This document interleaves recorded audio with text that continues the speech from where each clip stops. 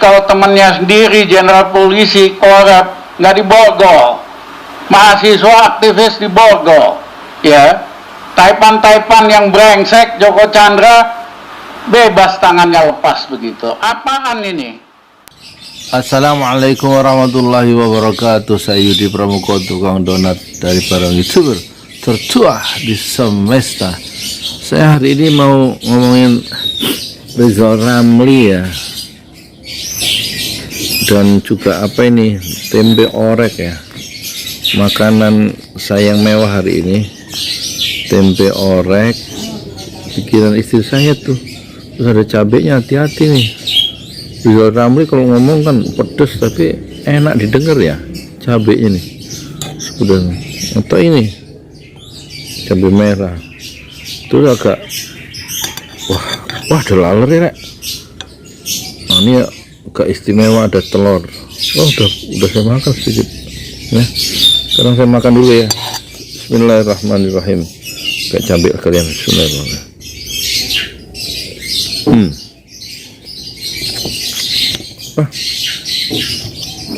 Saya biasanya makan pakai kuah, ini nggak pakai kuah, harusnya ada teh manisnya, nih nggak dibikinin teh manis.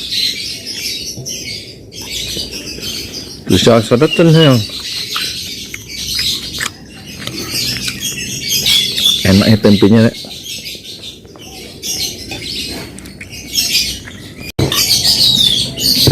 Saya semalam nonton itu ILC, jarang-jarang saya nonton ILC secara langsung, biasanya lihat YouTube-nya aja. Karena ada Rizal Ramli situ, terus ada Asfinawati ya, ketua itu YLBH itu, wah tajam dia, berani gitu maksudnya. Rizal Ramli, tapi habis Rizal Ramli terus saya tidur ya. Bismillahirrahmanirrahim.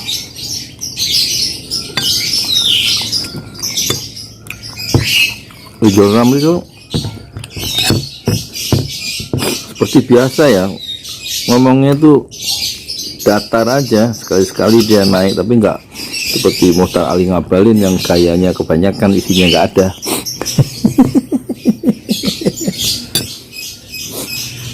Atau yang lain ya. Wah, ini kalau Rizal Ramli dia langsung menohok itu soal, kelihatannya dia kesal besar sama kebijakannya siapa, Sri Mulyani yang ngasih kredit itu ya 2% lebih tinggi dari kebiasaan umum di negara-negara yang lain ya, sebagai apa istilahnya, supaya dia fitur gitu. Pokoknya kalau orang mau ngasih utang dapat bunga yang dia keluarkan dibayar oleh pemerintah itu lebih tinggi 2% dibanding kalau dia itu berhubungan dengan negara-negara lain. Nah itu kalau 10 tahun itu bunganya itu kelebihan 2% itu bisa 3 miliar dolar itu yang harus nanti dibayar ya oleh anak cucu kita kan gitu. Nah kalau kata Rizal Ramli, apa yang dilakukan oleh Bu Sri Mulyani itu kriminal, dia kalau di negara lain sudah ditangkap gitu kan. Berani dia ngomong gitu.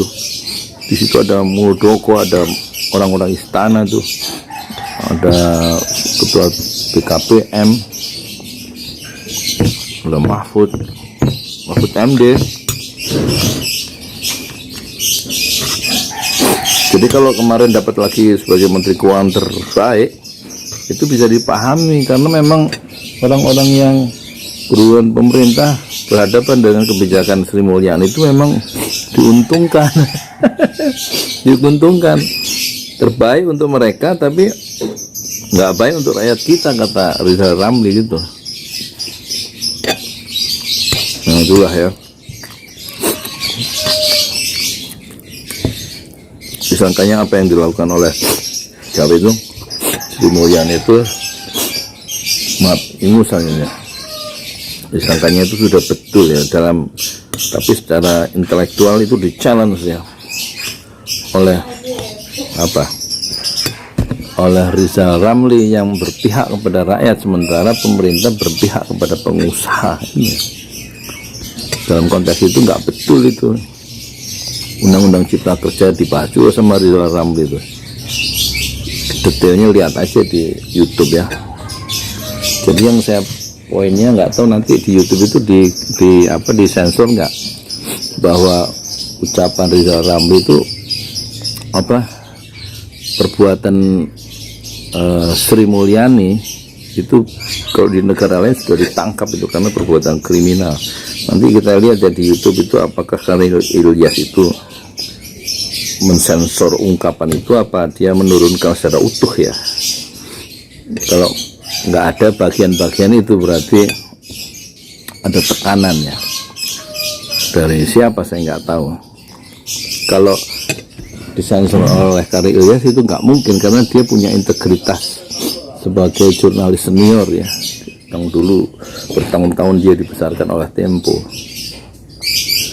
Tempo kemarin tetap menjaga jarak dan tetap kritis ya terhadap penguasa ketika tahun lalu menurunkan cover yang menghebohkan, karena gambar di cover depan Tempo itu Jokowi tapi ada gambar siluet, harusnya kan Jokowi juga itu bayangannya, tapi bayangannya adalah Pinocchio yang hidungnya mancung, panjang maksudnya. Dalam legenda cerita dunia dari Italia itu kan pelajaran moral bagi anak-anak supaya bersikap jujur sejak anak-anak. Semakin dia bohong itu, si Pinocchio itu hidungnya makin panjang, ya kan? Nah, ini Rizal Ramli itu berani itu mengungkapkan kebohongan-kebohongan dari pemerintah itu.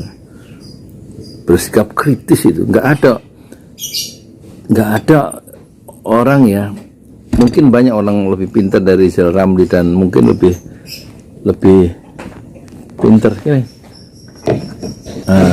Makasih ya, alhamdulillah tuh banyak kirimin teh manis, alhamdulillah nggak jadi cekuken ya, alhamdulillah teh manis. Hadapilah rakyat itu ya dengan sikap manis ya. Rakyatnya sendiri kok disiksa sama polisi. Kemarin waktu demonstrasi itu emang nggak bisa bersikap manis ya.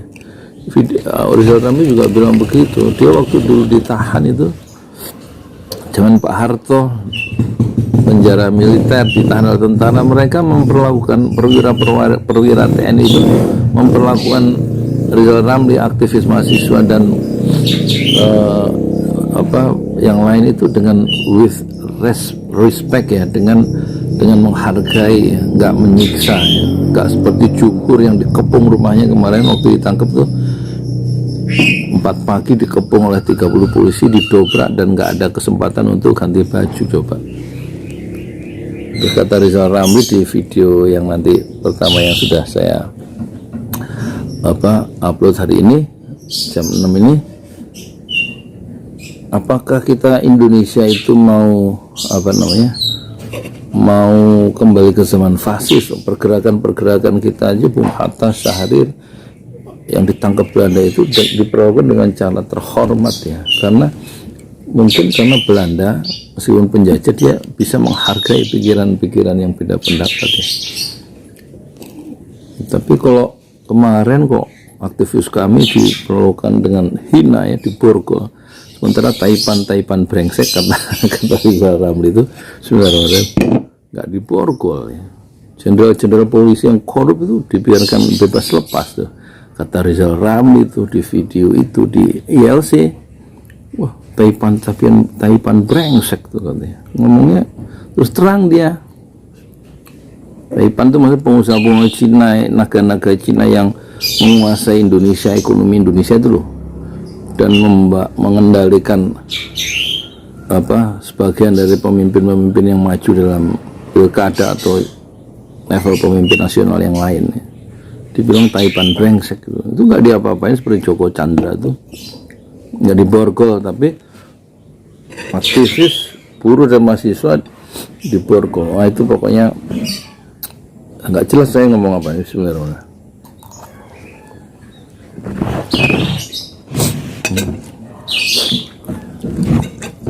Ini makanan saya terlalu mewah nih.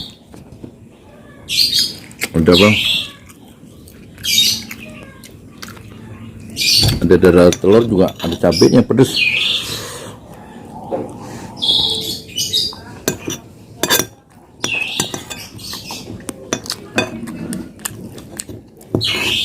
Ya pokoknya saya sebenarnya pengen melihat yang Pak Muhtar itu yang dari UGM. Mata saya ngantuk jadi habis. Ini tadi saya sholat juga telat ya, bangun jam 4 ya, gak sempet tahajud ya, langsung mandi, langsung siap-siap sholat subuh. Subuh itu jam berapa ya? Jam 4.20 ya.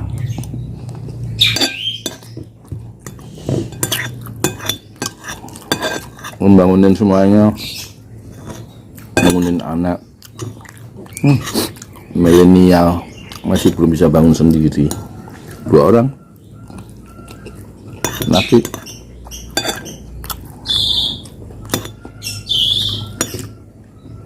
Berarti ada salah dalam pola asuh orang tuanya, bapaknya maksudnya, salah mendidik anak itu. Karena sholat subuhnya nggak terjaga. Padahal yang satu umur 25, satu umur 23.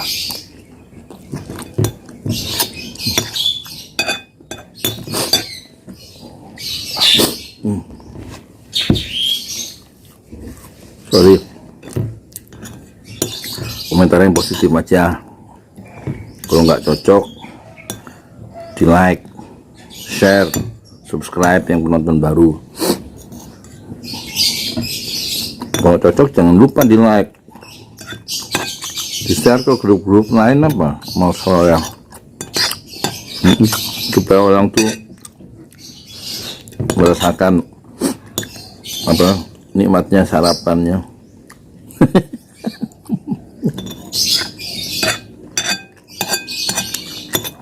Nah, saya menikmati.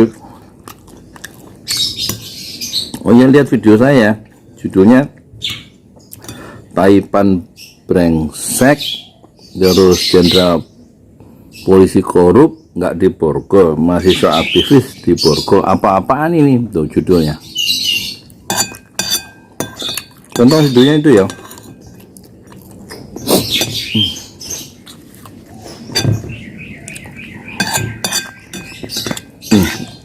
Biasa kan kalau makan tuh sampai butir nasi yang terakhir, jangan nyisang, jangan berkahnya itu jangan-jangan yang terakhir itu. Oh ya, Assalamualaikum warahmatullahi wabarakatuh.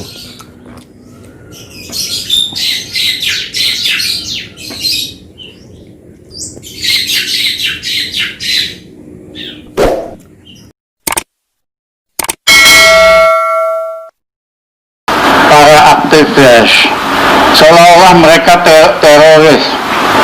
Jumhur itu ditangkap jam 4 pagi oleh 30 polisi, dobrak pintunya, istrinya masih pakai night gown, nggak ada waktu buat ganti baju.